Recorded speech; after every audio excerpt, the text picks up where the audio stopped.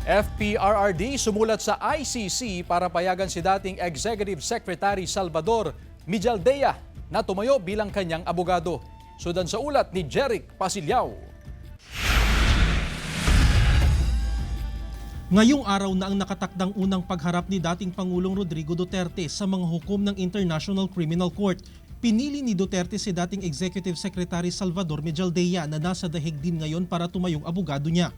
Sa isang sulat na nagsisilbing power of attorney, itinakda ni Duterte si Mijaldea bilang kanyang magiging abogado sa buong paglilitis.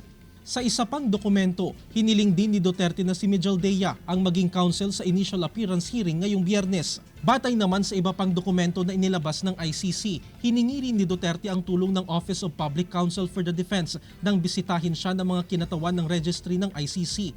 May mga hakbang ng ginagawa ang ICC para makadalo ngayong araw si Mijaldea. Ayon sa ICC, isasagawa ang pagdinig alas 2 ng hapon oras sa The Hague. Mamayang alas 9 yan ng gabi oras dito sa Pilipinas.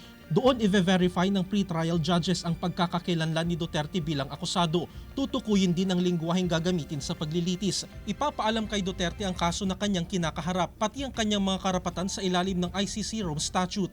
Kagabi, tiniyak ng ICC na nasa kustodiya nila ang dating Pangulo at isa sa ilalim sa medical check-up.